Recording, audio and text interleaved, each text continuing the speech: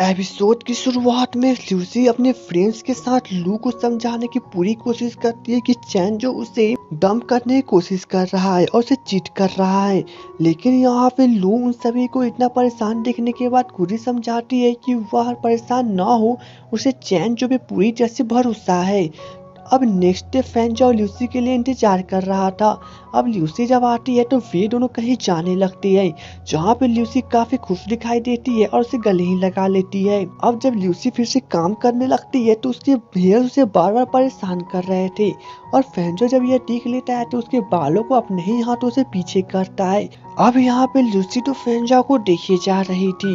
वहीं पर ली सिन को उस लड़की का नंबर भेजता है और उसे कहता है कि वही उसे कॉल करके बात कर ले कि चैन जो कि वह गर्लफ्रेंड है या फिर नहीं। अब यहाँ पे ल्यूसी की बाकी रूममेट्स इस बात को सुन लेती है, इसलिए वह ल्यूसी को इसके बारे में कॉल करके इन्फॉर्म करती है और उसे मिलने के लिए बुलाती है। अब यहाँ पे लू जिस रेस्टोरेंट में उस लड़की को बुलाने वाली थी, उस रेस्टोरेंट में जाके फैन जो अपने फ्रेंड्स के साथ बैठ जाता है।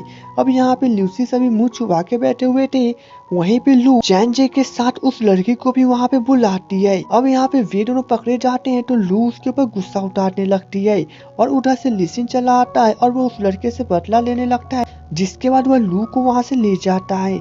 अब यहाँ पे ल्यूसी भी अपने फ्रेंड्स के साथ उसके पास जाती है और उसे काफी बुरी तरह से बदला लेती है, जिसके बाद ये लोग यहाँ से भाग जाती हैं। अब थोड़ी देर के बाद ल्यूसी अपने हॉस्टल में पहुँचती है और वहाँ पे वह लू को समझाने की पूरी कोशिश करती है, बट लू यहाँ पे काफी उदास बैठी हुई थी। थोड़ी देर के बाद फैन जाके बुलाने पर ल्यूसी वो लैब में जाती है और वहाँ पे वे दोनों जब काम करने लगते हैं तो फैन जो उसे किसी करने वाला था, बट ल्यूसी मना कर देती है। अब यहाँ पे लिसिन ल्यूसी को कॉल करता है और उसे कहता है कि वो लू को मना के पार्क में लेके आए, क्योंकि यहाँ पे लिसिन काफी ज्यादा फिक्र कर रहा था। अब यहाँ पे फैन जाओ तो पहले से ही ल्यूसी को बार बार छेड़ रहा था, इसलिए वो उसे खूब चिढ़ाती है और वहाँ से भाग जाती है। अब ल्यूसी हॉस्टल में जाती है और वह लू को बहुत समझाने की कोशिश करती है और उसे बहुत समझाने के बाद आखिरकार उसे पार्क में आने के लिए मना लेती है। थोड़ी देर के बाद जब फैन जाओ से ये मिलने जाती है तो उससे भी वह पार्क में आने के लिए कहती है। तब फैन जाओ भी तैयार हो जाता है। अब नेक्स्ट मॉर्निंग ये सभी लोग पार्क में पहुंचते हैं, जहाँ पे लू बहुत ज्यादा उदास थी। तब लिसिन उसे समझाने की कोशिश करता है, बट लू का चेहरा अभी भी उतरा हुआ था। वहीं पर फैन जाओ और ल्यूसी घूम रहे थे और वहाँ पे वे दोनों आइसक्रीम भी खाते हैं। अब यहाँ पे जब फैन जाओ और ल्यूसी रोलर कोस्टर में बैठते हैं तो यहाँ पे फैन जाओ काफी डर जाता है, लेकिन फिर भी ये लोग यहाँ पे रोलर कोस्टर का एंजॉय करते हैं। थोड़ी देर के बाद ल्यूसी जब शॉप में पहुंचती है तो वहाँ पे वो अपने लिए हेयर बैंड खरीदती है और वह फैन जाओ को भी हेयर बैंड पहना देती है, और वह ऐसे करते करते फैन जाओ को बहुत सारे हेयर बैंड पहना देती है। तब फैन जाओ उसे कहता है कि अगर वो उसे परेशान करना बंद नहीं करेगी तो उसे किस कर देगा, जिसके बाद ल्यूसी उसके सारे हेयर बैंड को उतारने लगती है। वहाँ पर जब लू काफी उदास थी तो लिसिन उसके मूड को ठीक करने में कामयाब हो जाता है और उसे आखिरकार हंसा ही देता है। वहीं पे ल्यूसी अब बबल शूटर से खरीद लेती है, जिसके बाद ये चारों लोग यहाँ पे पार्क में काफी एंजॉय करते हैं और थोड़ी देर के बाद यहाँ से लिसिन लू को लेके चला जाता है। अब यहाँ पे सिर्फ ल्यूसी और फैन जाओ ही बचते हैं। थोड़ी देर के बाद जब ल्यूसी फैन जाओ को एक स्टिकर साटने लगती है तो वो उसके हाथ में एक निशान देख लेती है और ल्यूसी उसे पूछती भी है। तो फैन जाओ उसे बताता है कि एक बार जब उसके पेरेंट्स की झगड़ा होने लगा था तो गलती से उसे खरोच लग गया था और ये निशान उसी वक्त का है। अब यहाँ पे ल्यूसी काफी उदास हो जाती है। थोड़ी देर के बाद फैन जो ल्यूसी को लेकर एक जगह जाता है जहाँ पे बहुत सारे पटाखे छूट रहे थे। अब यहाँ पे ल्यूसी बहुत खुश हो जाती है और वो वहाँ पे बबल शूटर यूज करने लगती है, जहाँ पे बहुत सारे बबल शूटर्स थे, और यहाँ पे फैन जो मौका का फायदा उठा के फिर से किस कर देता है। अब नेक्स्ट डे ल्यूसी फैन जो से मिलने आती है, जहाँ पे सुबह सुबह फैन जो ल्यूसी को कॉलेज छोड़ने के लिए जाता है। अब यहाँ पे ल्यूसी जब साइकिल चलाने लगती है तो वो काफी बुरी तरह से राइड करती है, जिससे उसका मोबाइल भी गिर जाता है, उसका स्क्रीन भी फूट जाता है। थोड़ी देर के बाद ल्यूसी फिर से साइकिल चलाती है और वो पूरी तरह से अच्छे से साइकिल नहीं चला पाती। अब यहाँ पर जिया भी उन दोनों को साथ में देख लेती है और काफी जेलस फील करती है।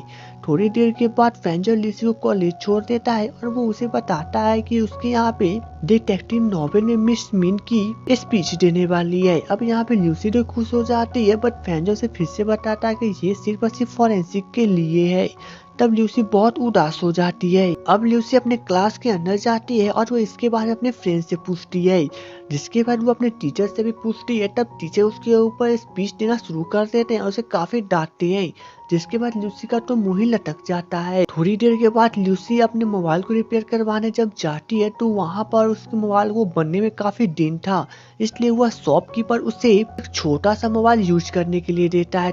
लेकिन यहाँ पे ल्यूसी और भी उदास हो जाती है।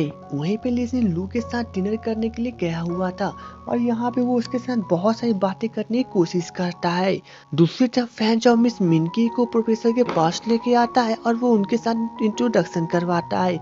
लेकिन यहाँ पे हमें पता चलता है कि मिस मिनकी प्रोफेसर को के बहुत पुराने स्टूडेंट है। अब यहाँ पे प्रोफेसर को उन्हें ल्यूसी के बारे में भी बताते हैं कि वो भी एक डिटेक्टिव नॉवेल चलाती है और वो बहुत ही ज्यादा इंस्पायर्ड है। थोड़ी देर के बाद वहाँ पे ल्यूसी भी चली आती है, जिसके बाद वो उन्हें देख के बहुत खुश होती है और वह अपना इंट्रोडक्शन उनको देती है और वो उन्हें बताती भी है कि वह उन्हीं के नॉवेल से इंस्पायर्ड होने के बाद उसने अपना नॉवेल लिखना शुरू किया था। और साथ में ये भी कहती है कि अगर वह अपना स्पीच बाकी लोगों को भी दे तो वो काफी ज्यादा अच्छा रहेगा, जिस पर मिस मिनकी तैयार हो जाती है। लेकिन यहाँ पे मिस मिनकी ल्यूसी को एक वर्क भी करने के लिए कहती है, तो यहाँ पे ल्यूसी खुशी खुशी उसे एक्सेप्ट कर लेती है। थोड़ी देर के बाद जब ये दोनों लाइब्रेरी में बैठे होते हैं तो ल्यूसी उस वर्क के बारे में फैंजा से बातें करती है, उसे कंप्लीट करने का तरीका भी पूछती है। अब बाद में जब स्पीच शुरू होने वाली थी तो मिस मिनकी ल्यूसी को अपने बगल में बैठने के लिए कहती है, जिसपे ल्यूसी तैयार हो जाती है।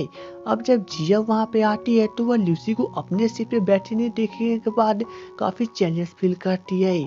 अब यहाँ पे स्पीच चालू भी हो जाता है, लेकिन वहीं पे फैन जब ऑडियंस के बीच में बैठा होता है और तभी उसे हॉस्पिटल से कॉल आता है कि उसकी मॉम का तबीयत बहुत ज़्यादा सीरियस है। अब यहाँ पे फैन जब काफ़ी परेशान हो जाता है और वो मैसेज में ल्यूसी को बता देता है कि वो हॉस्पिटल जा रहा है।